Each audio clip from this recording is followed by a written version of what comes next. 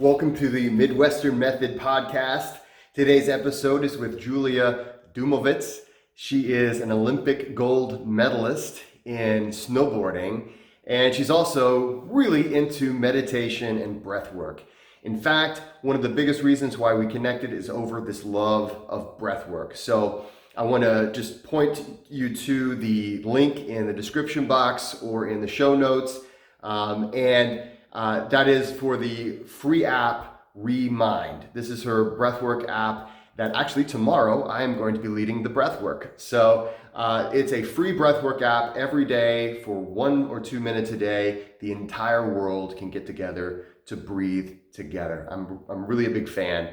And I think you're going to love this interview. First, we talk a little bit about her experience, just finding out about how a person can become a gold medalist and her story.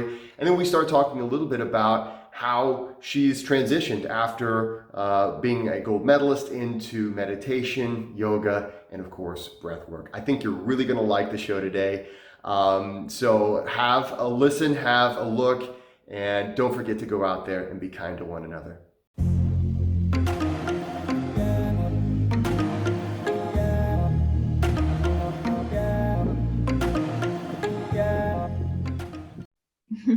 All right, welcome to the Midwest. My name is Jesse, and I'm here with Julia Dujmovits, gold medalist in the sport of snowboarding. And so people who are a fan of this channel and a fan of this podcast, of course, they know how much I enjoy cold weather. And so we're looking forward to talking about some of that. Julia, thanks so much for being on. Yeah, thank you to invite me. I'm excited for a talk. Yeah, so I've been looking forward to this because and it's not every day I get to talk to a gold medalist in the Olympics, and you got the gold. It was in the Sochi Olympics. Is that right? Yeah, it was 2014 at the Sochi Olympics in parallel slalom snowboard racing. Nice. So. And how did all this get started? I know now, of course. In Austria, you have some wonderful terrain for snowboarding, but how did it all get started for you? Yeah, you know what? I know everyone thinks like Austria about the big mountains, but I grew up in the east part. So what we have is good wine and good wineries. So no big mountains there. So I had to get into the sport just on a holiday. And I was so inspired on my first riding. So I just told my parents, oh, I want to have this for Christmas and I want to have a snowboard. And my brother, he's just 1 year older, and yeah, he was with me, and then we pushed each other and started. Oh no. With snowboarding.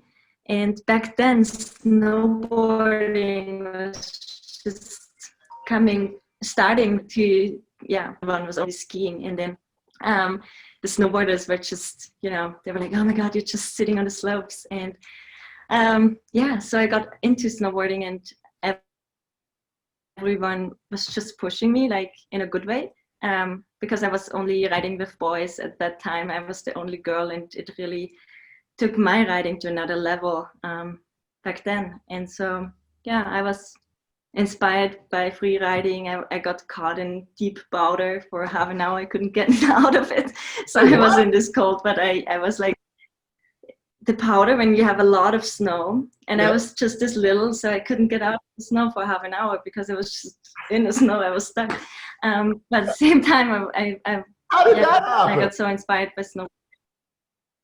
When you start snowboarding, you usually just stay on the slopes, but I was going straight into free riding on my second day or so with the boys, and then I just got stuck, right? Because I was not able on my second day to really ride nice powder turns.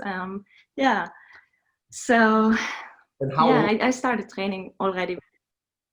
I was 7 when I got into snowboarding, and skiing with 4 maybe, and with 11 I already did all the workouts in the summer with 20 hours a week, because I wanted to become professional. And you know, in the summer you really need to work on your physical body to just get in shape.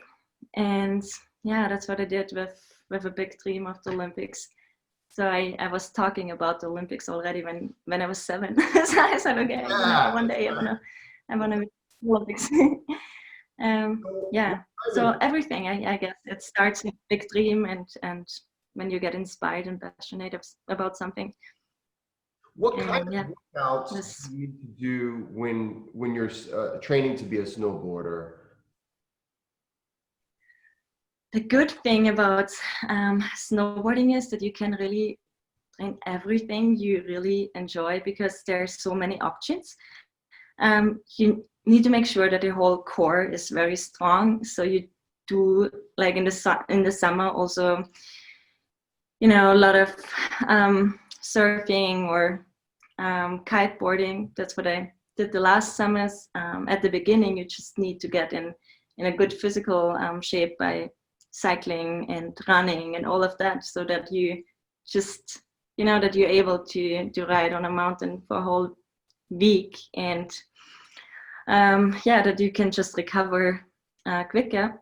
And for sure, like all the strength training, so we do all of that. But yeah, actually you can have a good mix, and that's the fun part about snowboarding, because there's some sports where you just yeah, pushed more in one direction, I guess. But in snowboarding you can really say, okay, you know, I love surfing, I love kiteboarding, I just go there in the summer and yeah, make sure that I have a feeling for the board and that's it.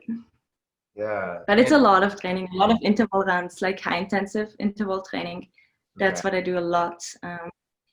And yeah, I started lately again with high intensive interval training, and I was like, oh my God, it's like the breathwork is so deep.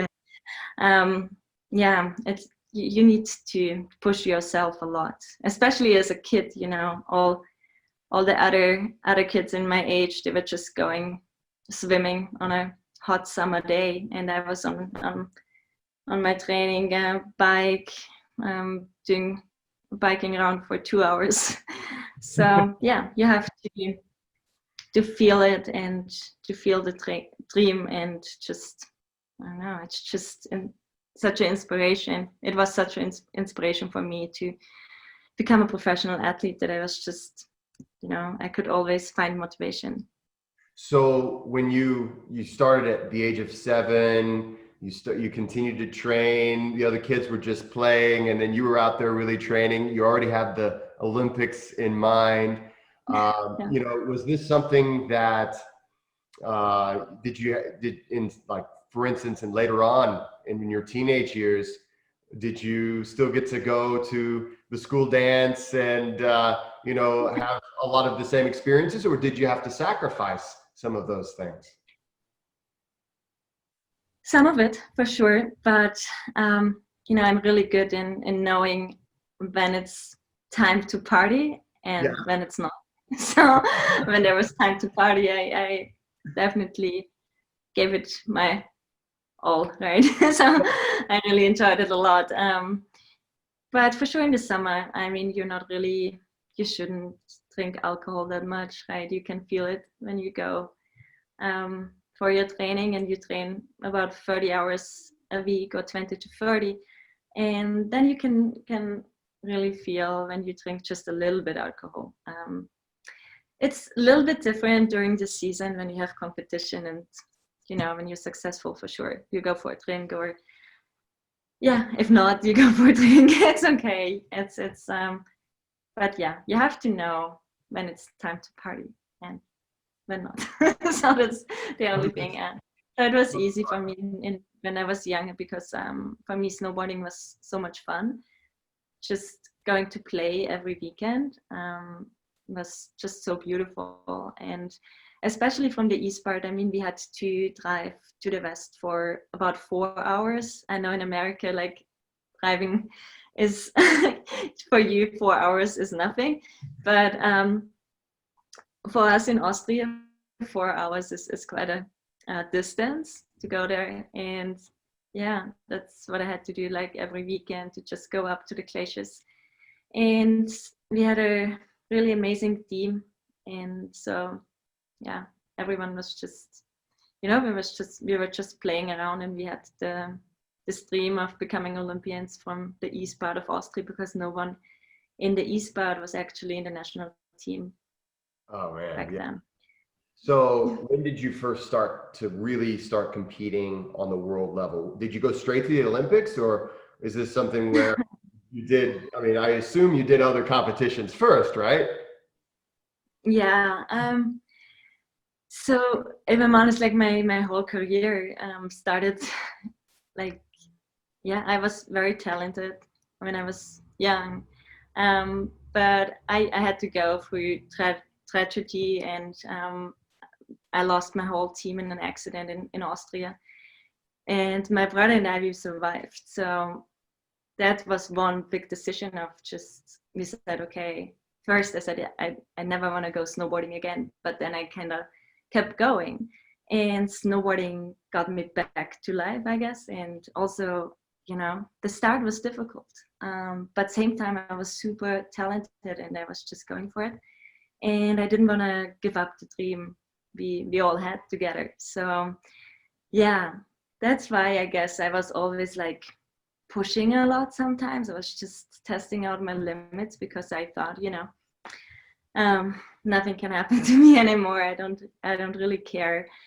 And then I had quite really bad injuries with ACLs and all of that, but I always came back. And at one point I decided, okay, this is not which I want to, yeah, that's not how I want to live life, I guess, just pushing and being successful and then having another injury again.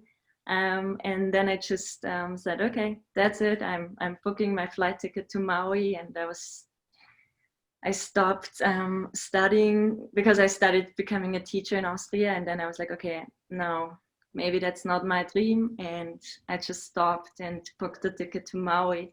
And then I was there for 3 months in the summer. I changed my whole training. I got into kiting, surfing. I organized everything by myself. I didn't know anyone. And yeah, it was just amazing. And yeah, after that season, I won my first medal at a big event at the World Championships. And then a year later, the Olympics, and then another year later, a second medal at the World Champs. So it was always like a little bit of, finding myself again, and my own strength and my own beliefs. And yeah, with that, I was always successful, just looking for my own footprints, I guess, and just not following just blindly some other people. Yeah. So who were, Yeah. whenever, you have these dreams, it's really important to have support, right? And did you have a strong support group, or were you all by yourself doing this dream alone? You have your team, that's for sure. Like when you come in the national team, you have like your teammates. But yeah, we are friends, but same times we are competing against each other. So sometimes it's difficult. But yeah, for me, like, I had to feel my team, which I lost never. They were always with me at one point, and so I could feel their support, and for sure also my family, and my brother. I mean, he was snowboarding a lot as well and supported me a lot. And yeah, I mean, at one point you realize, okay, I'm really good enough that you can make it happen, right? Yes. At the beginning, it's just a huge dream and a huge vision, and somehow it's impossible. Or for everyone else, it's impossible. In your heart, it's possible. But then you're getting closer and closer, and you put a lot of energy into it for years, over and over again. And at one point you realize, whoa, okay, I'm close, I can really make it happen. So yeah, it's being in professional sports, I always say, when you watch the Olympics, you can see just the last step out of 1,000 steps, I guess. And yeah, it's I think it's very amazing what we share at that moment at the Olympics, because we put all our life into this, and you know, success and failure and tears and happiness and everything that comes along the way and along the journey. And then you have this one moment, only the one moment in this. And yeah, and that's why I love the Olympics so much, because yeah, it's just this one moment of pressure, but same times it's such a relief to just be in the start gate, knowing, okay, I've done everything. I'm just ready to go and to let go and to trust and to just be. And yeah, it's the most amazing feeling, I guess, to just be in a start gate of the Olympics, knowing that you're ready. Yeah. So now, as I recall, there is a story behind your gold medal achievement. And before this, before we did our podcast, you and I met with our friend Chris, and he kind of showed me the clip. But if you could just, for this audience, if you could just describe kind of a play-by-play, what all was happening, and what led you to the point where that you had that final run. Yeah. So I couldn't qualify for the Vancouver Olympics, because Vancouver Olympics was just my biggest, like back then, my biggest dream, right? And then I had a concussion just before we were going to the Olympics, so I was not allowed to go. And after that, I changed everything, and I was like, okay, I will only go for gold. And I trained a lot, like really 30 hours a week in the summer. And at one point at the World Championships, it was before the Sochi Olympics, I finished second. And I was so happy of going into the big final, because it was my first medal at a big event, that I lost my focus. Or I was just, when you're happy with something, you're done. So that's something you shouldn't do in a big final. And that's what I realized when I was riding at the Sochi Olympics, because for me, it was clear I will only go for gold and nothing else. And when I was going into the big final, I could see that my friend Anke, she also made it in the big final, that she was super happy about medal, right? Because she knew, okay, I'm in the big final, so it's gold or silver.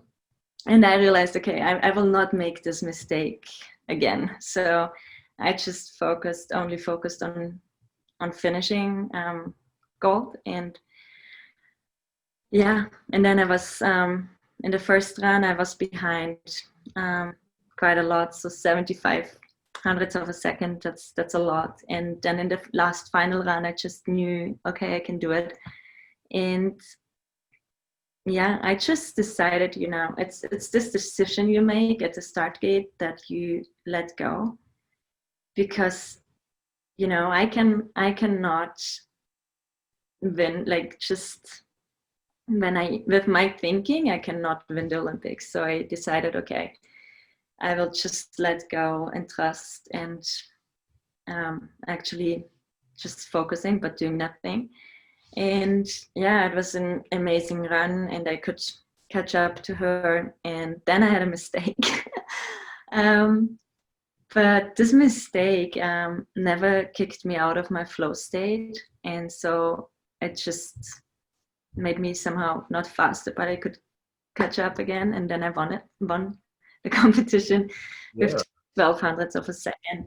And yeah, it was just, it's just this amazing feeling when you say, okay, you come to this finish line, and I don't know, it's so hard to explain. And also in the first interviews, it's like you have the feeling you come to a party and everyone is drunk already, and you come there and didn't get anything, right? Because everyone is just like so excited, because when you watch a competition, it's so different than competing, because when you compete, you're so focused all the time, you're just in a different state, and then you finish and then you're like, whoa, okay, this happened, but you need time to realize, and everyone else is already in this party and freaking out, and I'm oh my god, I don't know.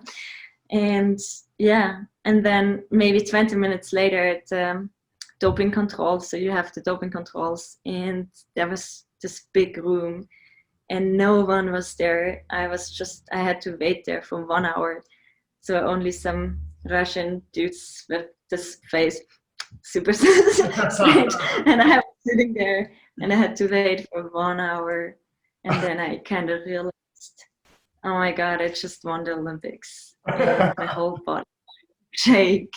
So this was maybe the most beautiful moment, I guess, having the time for myself to realize this. And then I called my parents. Yeah.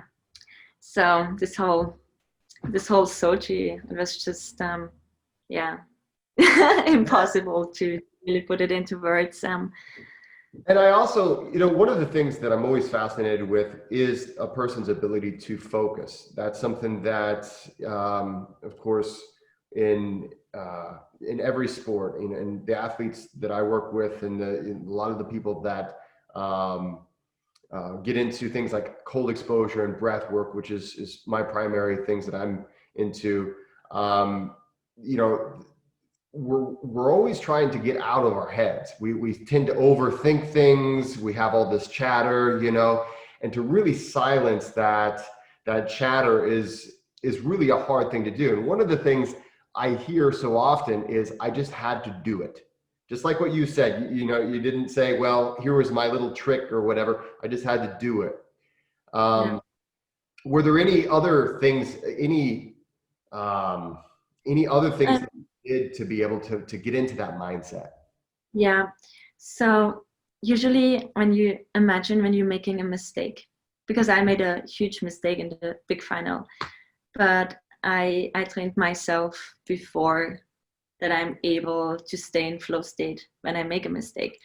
So for me, I linked mistake with focus and line. So my thinking when I have a mistake is mistake, focus, line.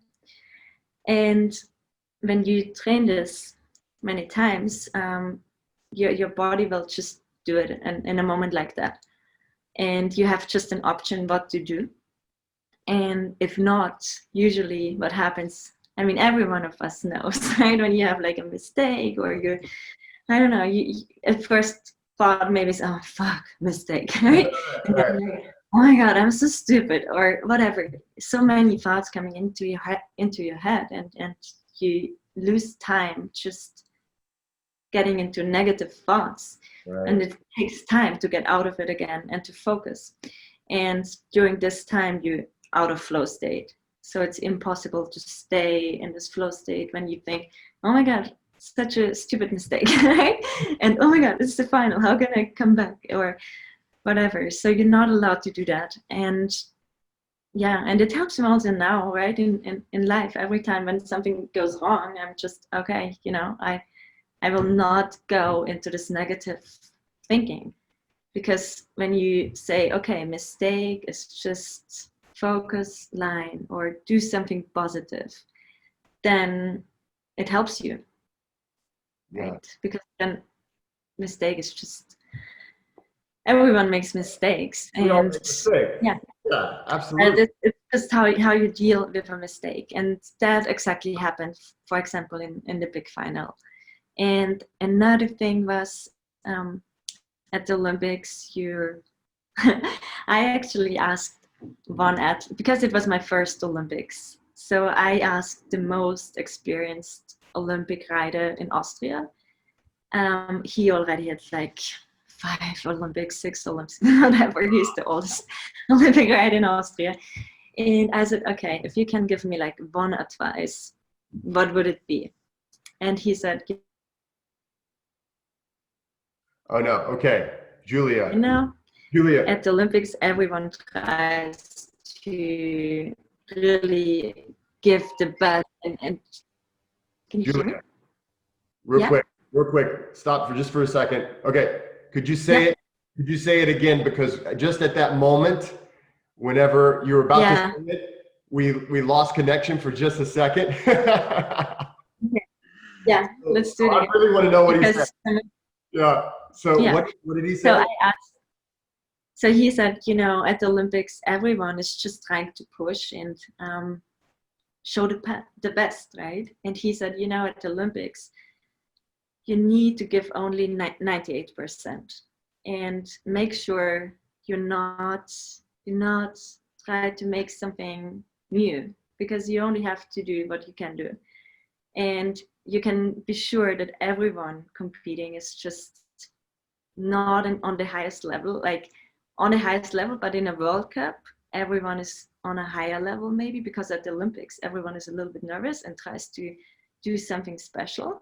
So Yeah. he said, actually, it's the easiest competition to win because everyone tries to do something special, and you only have to, to show what you really can do and not risk too much. And yeah, and then in that competition,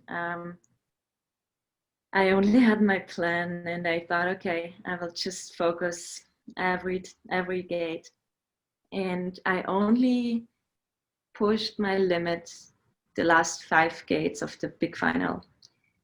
But other than that, I was just very focused on just doing what I can do. And that was a really good advice, I have to say, because usually, like, okay, especially me, I just love to go to push my limits, and then I'm like, okay, now I crash. But it is not the place to test something new. And yeah, it helped me a lot. So that's what I did. That's awesome. Yeah, yeah, I can imagine just how that must feel to be on the Olympic stage, and the nerves, and seeing everybody else all over the world. So having a older, wiser voice to give you some advice, that was, I'm sure, just really helpful. And yeah, just you already know how to do what you can do, and just do it. So that's and hey, it paid off, right? You got the goal. You got the goal. Yeah, it was also, there were 2 competitions, and the first one I was out in the first qualifier. So this was 2 days before I won the Olympics. So I had all the emotions in this short period of time. I was like, oh my God, I couldn't show, but I trained for my whole life. And 2 days later, I won. So it was this crazy roller coaster of all the emotions which is possible. It was an amazing experience. And what I realized, it's always about the journey. It's never about the medal, right? It's beautiful if you can win it, but the journey towards the Olympics is the real gold, I guess. And so you won the gold, and after that, that's such a big moment in a person's life. What have you been doing since you won the gold?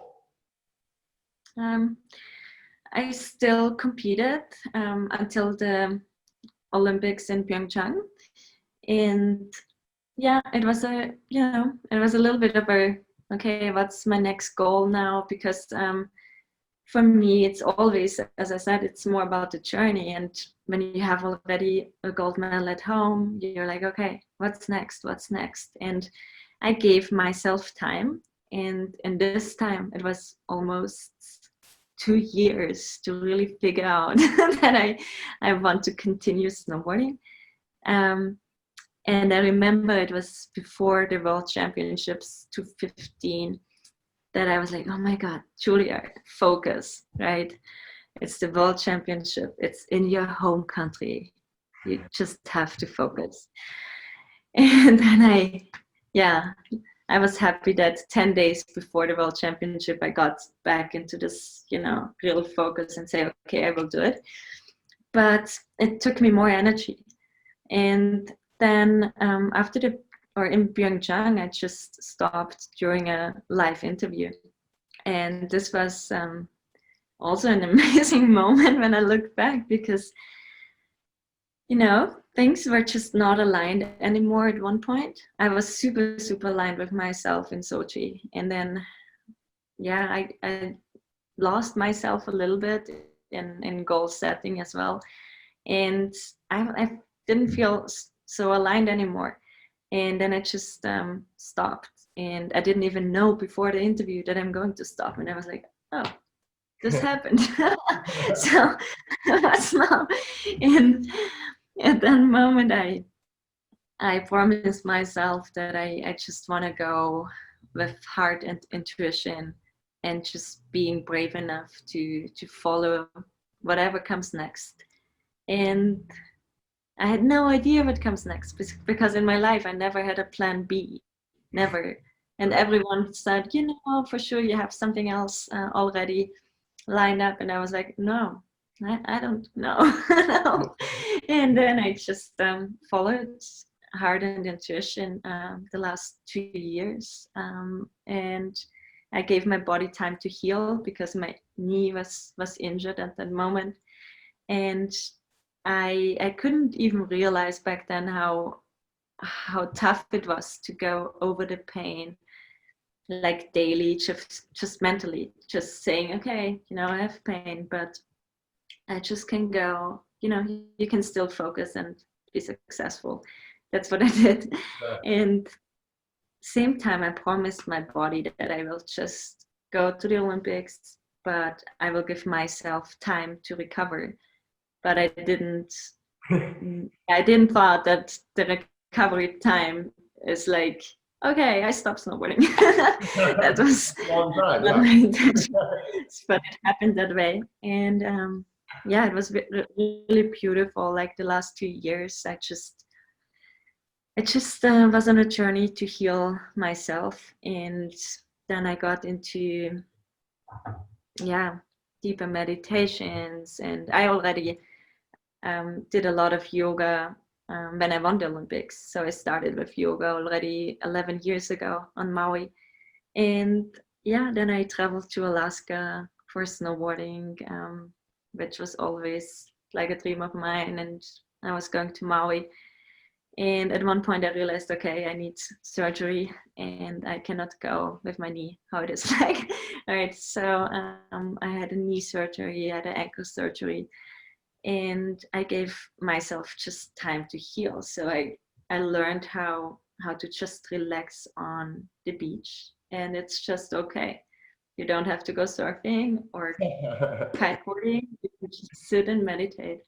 Yeah. And it's still an adventure, right? So it took time for me to really get deeper and deeper into meditation. But it happened. The body was just my biggest teacher always. And this was the journey somehow the last 3 years. And so many amazing things happen when you just let go. And sometimes I was very afraid as well. And then every time when I got this feeling of fear, I told myself, okay, I will just now, when I feel fear, I will just make 2 steps forward, but no step back. And, sometimes when you travel alone, because I decided, okay, I feel like I need to go to New York. Okay, so I booked a ticket to New York, but I had no idea what I'm going to do in New York. Went to New York. So and then I met some people, and it was all amazing, and it got me on another journey. But sometimes I was like, oh my God, I have no home somehow anymore, right? I was just traveling, and same time you have like all the options. And it was really, really amazing to be out of the comfort zone every day, because at one point it's being out of your comfort zone is your new comfort zone. Yeah, right. And then you're like, okay, you know, no matter what's happening, it's just fine. And yeah, and so I got somehow to Necker Island, and on Necker Island, I I couldn't sleep. I was meditating. I did my meditation in the morning, and then I came up with this idea for the app to unite the world for a minute a day. And I had no idea how all of this happened, honestly. It just touched my heart so deeply that I couldn't let go of this vision. And this And is it just how, happened. So I was not going there. yeah, and this is how you and I actually first connected with regards to this app. Tell us a little bit about the Remind app. And of course, Yeah. in the show notes, I'll have all the links so everybody can join us on that as well. Yeah. So the Remind app unites the world for a minute a day. And my vision was when I was meditating, I could see or feel the planet inhale and exhale. I was like, oh my God, it would be so amazing to inhale and exhale at the same time with everyone, right? To just connect and to breathe. And also to give the world something back, at least 1 minute of awareness. I'm so connected to nature. I love nature so much. And I was like, God, we just need to realize we are here in this moment. We are nature. We just need to give something back, and also to connect on a deeper level. And then I was just going to the breakfast, and there were some investors, and I just said, I pitched my idea. I was like, I have this amazing idea. We should all breathe together for 1 minute every day. And I was so inspired, and they were like, how can you make money with that? And I don't know, but imagine, imagine the whole world inhales and exhales at the same time. And yeah, it was just similar than snowboarding back then when I was a little child. I could feel it so deeply in my heart. It was just in my body that at that moment I couldn't let go of it. And then I just did crazy things like going to San Francisco for one night from Austria. So I was flying to San Francisco for one meeting. Things like that happened. And and at one point I met Chris, and he was also on this mindfulness journey, and we connected, and we said, okay, let's make this happen. And this is now already 1.5 years ago, so it takes a long time. And I'm not the most patient person, but this app teaches me to stay patient, I guess. And also, it's just an amazing, inspiring, journey, I guess. And just having the vision is amazing. This app is free for anyone who wants to download it. It is the Remind, RE, and then we have a slash and then mind. And again, I'll have the link in the show notes. And I love it. It's available on iPhone and Android, and basically, if I'm right, and I've done 1 or 2 of these breathing sessions. It's just a couple of minutes a day. Now, for me, I'm on Eastern Standard Time here in the United States, and so for me, it's right at noon every single day. There is a different breath worker who will guide the world through a minute or 2 of breathing, and it varies as far as what exactly that breath worker wants to do, which I find to be really cool, especially to discover other people out there who are teaching and leading breath work. So I'm really excited about it. And by the way, for everybody listening and watching, tomorrow this guy is going to be on it. So make sure to tune in tomorrow. It's noon Eastern time, and I think, what is that? Is it 6 o'clock? Yeah, it's 6 You're p.m. CET time, European okay. So time. yeah, if you're in the Central European time, it's 6 o'clock. But it's all around the world for just one moment a day, or 1 minute or two a day to breathe together. And it's a beautiful app. Like, and I gotta say, it was worth the wait, Julia, because it really is a beautiful app. When you download it, it's all this, the waves. And I don't know if it's Maui or not. It seems like Maui had a real big impact in your life. Yeah, it all started at the beginning. I thought I want to have a planet because that was my first vision I could see when I was in my meditation on the Yeah. beach. I could just see the planet inhaling and exhaling. So I thought I want to have a planet. But then from that design, we switched to, so nature is important to me. That's why we have nature in the background, but the icon is breathing. So Yeah. you can breathe with the icon.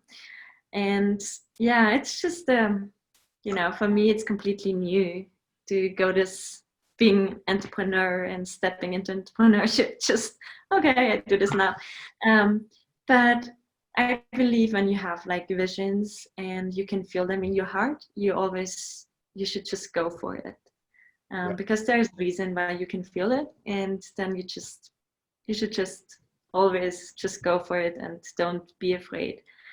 And yeah, so we are super excited to have you in our app as well. And the beautiful thing, as you said, like every day someone else is leading a session. Yeah. And for me, alignment is so important because I experienced in professional sport how difficult it is to stay focused for only 1 minute. Yeah. And in my Olympic run, it was maybe 45 seconds and I had a mistake. And I was training my whole life for that. And still I lost the focus just for one moment. Yeah. So it's not easy to be present and focus for 1 minute. That's why it's only 1 minute, because I really believe if we focus 1 minute and then letting go and just staying in presence all together, we can make a shift with just alignment. Yeah. And we can align ourselves just through our hearts and on a deeper level. Well, and conscious breathing is something that, just like if you do mobility training or yoga or exercise or any of these things, meditation, you're not doing them all day, but they affect you all day. So, just taking a couple minutes to reset, to say, okay, I'm going to focus on my breathing. You're going to see the effects the rest of the day because you've taken the moment. Maybe you're in an erratic breathing pattern, or maybe you're stressed, or maybe you're already relaxed and it's just a continuation of that thought. But I love the idea of just saying, oh, I've got this reminder to breathe. And it's not a long, drawn out commitment that you're making. It's just a couple minutes, just a couple minutes a day. You're with a person who is going to breathe along with you, and you get to experience maybe a different breathing technique that you're maybe not familiar with, or just, hey guys, let's just take some deep breaths together and find that place of relaxation and focus. So I'm really excited about the app, and again, that will be in the notes. Julia, I really want to thank you for being on today. This has been, I will say, you're my first Olympian gold medalist to be on my show and my podcast. So I really do appreciate it. I'm looking forward to working with you in doing breathing sessions. And so if anybody misses my breathwork session tomorrow, I'm sure I'll do another one. Yes. And do you have any advice for people who have big dreams? I mean, you're a person who really, you had a big dream early on in your life. what kind of advice would you give to maybe the 7-year-old girl or boy who has a big dream? To make sure that you protect this dream, like in your heart. And when you can feel it, you can always achieve it.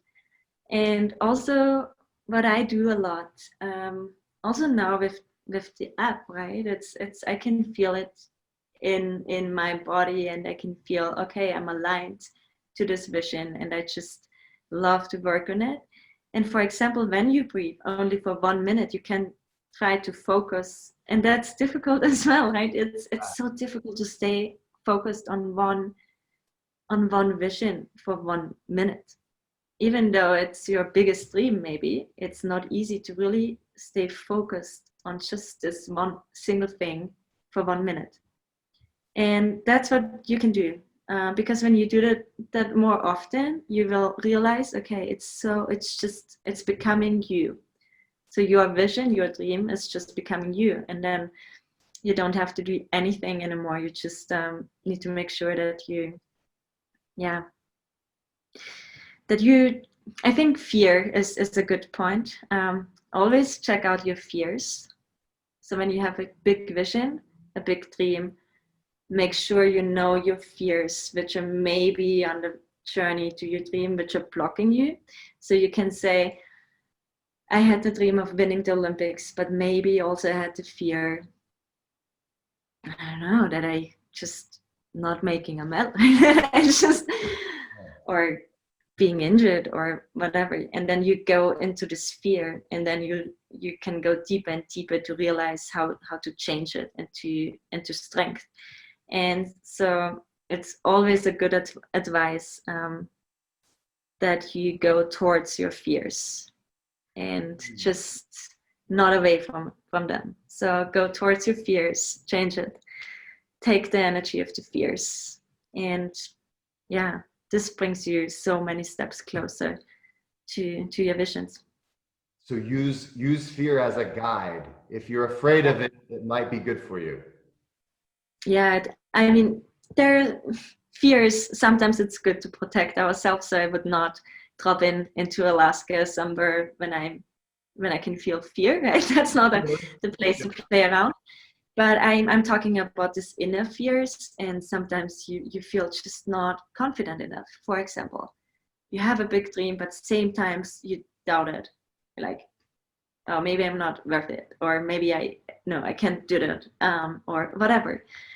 And when this happens, you just need to go deeper into your doubts, into your fears, and realize, okay, where are they coming from? And then you can really change it. When you allow it, when you allow the fear, you can change it. And then it becomes so much more, you will be really free at one point and say, okay, what's my next biggest fear? It's like an adventure. So it's fun to really work and experience fear, inner fears. And also, you can go deeper with meditation, also breath work. I mean, I'm sure you have a lot of advice with fear and breath work, but you need to allow yourself to just, go closer and towards the fears, and not just pushing them away and say, okay, I'm strong enough. I'm not afraid of anything. But that's not the truth, and your body knows it. And that's, I think, maybe my biggest advice. That's really good advice. They say courage is what is on the other side of fear, and so oftentimes we allow fear to keep us from reaching our goals, and it's so easy. Obviously, there's healthy fear, like you don't want to jump out in front of a car, but when it comes to fear and our goals, I love that. I love the idea of listening to it, drilling down, finding out what is it, where is that coming from, and then moving toward it. That's beautiful. That's wonderful.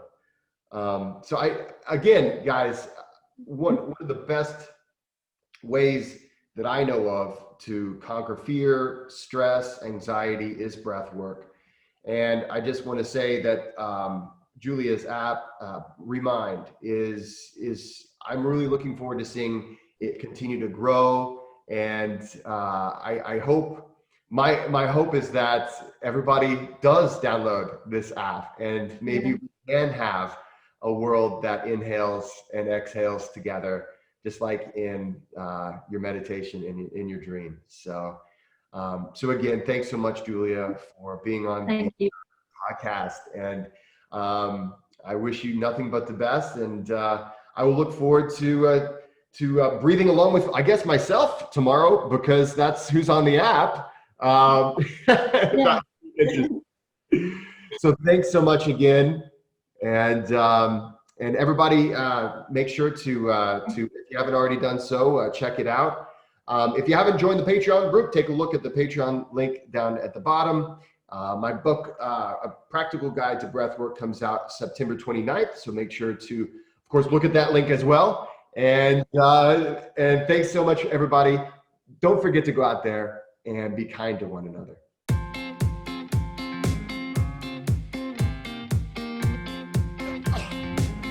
Oh, yeah.